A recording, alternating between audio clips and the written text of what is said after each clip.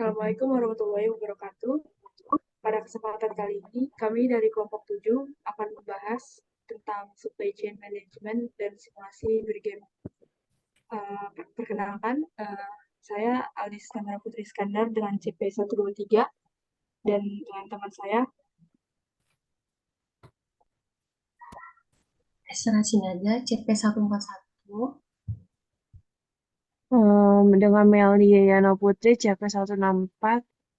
Terakhir, saya dengan Nova Maria dengan CP 168.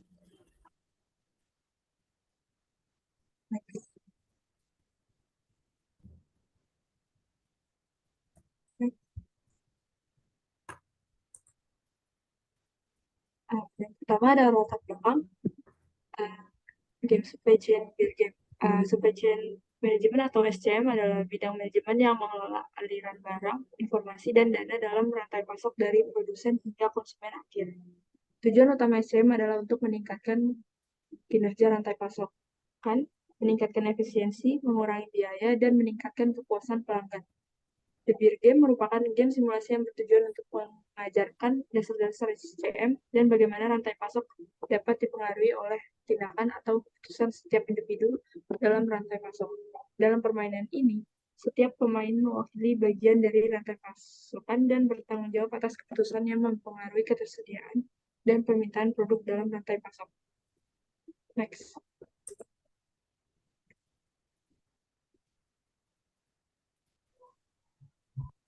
Beer Game. Dalam Beer Game, peserta berperan sebagai bagian dari rantai pasokan untuk produk. Rantai pasokan ini terdiri dari 4 tingkat, yaitu konsumen pada tingkat pertama, pengecer tingkat kedua, grosir tingkat ketiga, dan pabrik tingkat keempat. Setiap tingkat memiliki tanggung jawab. Tujuan dari Beer Game adalah untuk mengajarkan pemahaman bahwa keputusan yang diambil oleh setiap tingkat dalam rantai pasokan dapat memiliki dampak signifikan pada ketersediaan produk dan efisiensi rantai pasokan secara keseluruhan. Peserta harus mengelola pesanan, persediaan, dan produksi dengan mengembangkan peramalan permintaan, waktu pengiriman, dan ketersediaan stok untuk menjaga rantai pasokan berjalan lancar. Selanjutnya,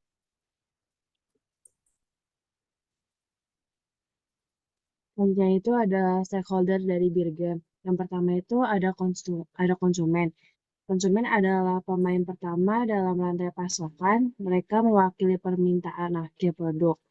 Konsumen juga memesan berdasarkan kebutuhan mereka dan permintaan ini menjadi dasar untuk pesanan pada tingkat berikutnya yaitu pengecer. Yang kedua itu ada pengecer atau retailer. Pengecer mewakili tahap kedua dalam rantai pasokan. Tugas pengecer adalah menerima pesanan dari konsumen, memutuskan berapa banyak yang harus dipesan dari grosir, dan menjaga persediaan untuk memenuhi permintaan konsumen. Pengecer juga harus mempertimbangkan waktu pengiriman dan tingkat persediaan saat membuat pesanan. Next. Yang ketiga ada grosir atau wholesaler. Di antaranya, yang pertama, grosir berada pada tahap ketiga dalam rantai pasokan.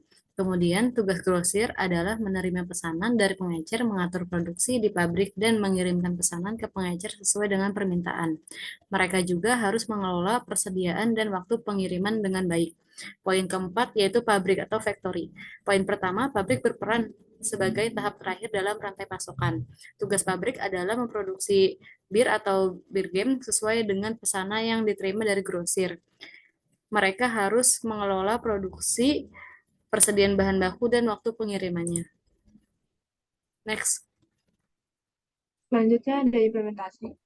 Dalam permainan beer game yang dibuat oleh 4 entitas, termasuk retailer, reseller, distributor, dan manufaktur, di mana pesanan akan berjalan dari hulu ke hilir, atau retailer, reseller, distributor, dan manufaktur. Sedangkan pengiriman akan melalui hilir ke hulu, yaitu manufaktur, distributor, reseller, dan manufaktur. DSCM. Asumsi dibuat dalam game ini hingga 8 perintah dikirimkan. Pengiriman pertama dilakukan pada minggu ketiga, dan biaya persediaan adalah $2, dan biaya backlog adalah $5. Berikut penampakan pertama para pemain yang pertama kali membuka situs permainan beer game ini. Next. Gambar di atas menunjukkan tampilan awal dari permainan Beer Game ini dengan memasukkan tautan https://2 biagame.masystem.se/. Juga di gambar menunjukkan bahwa pemain dapat memasuki ruangan yang dibuat sebelumnya pemain lain atau membuat ruangan baru. Namun dalam penelitian ini, penulis memilih untuk membuat part baru, sehingga bentuknya dapat dilihat pada gambar berikut. Next. Baik, pada gambar di atas menunjukkan data yang harus diisi pemain sebelum memulai permainan. Yang nama ruangannya tidak boleh sama, nama ruangannya tidak boleh sama dengan nama ruangan pemain lain.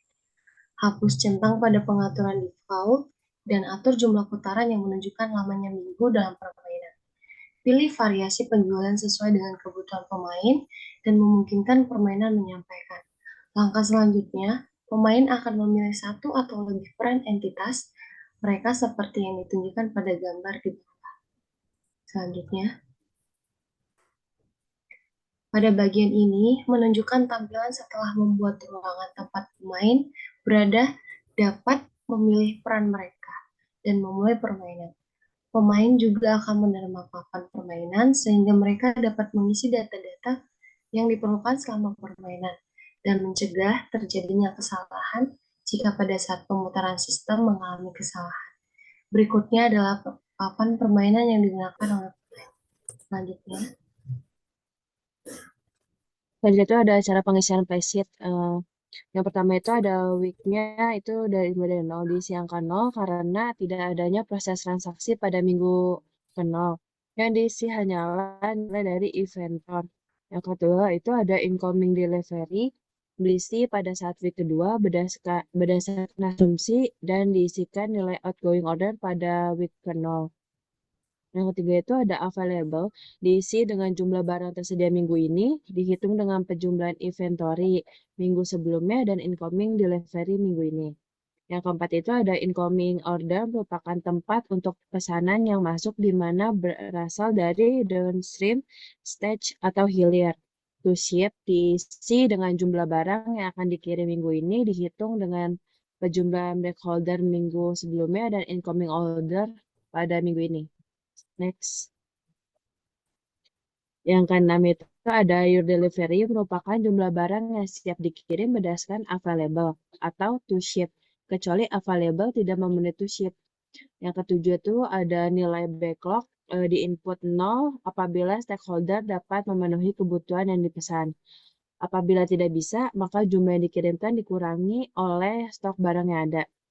Yang ke-8 itu ada nilai inventory di minggu-minggu selanjutnya dihitung berdasarkan nilai inventory minggu lalu yang dikurangi oleh jumlah pesanan. Yang ke-9 itu ada outgoing order, diisi dengan jumlah order ke alur atas diambil berdasarkan keputusan Anda.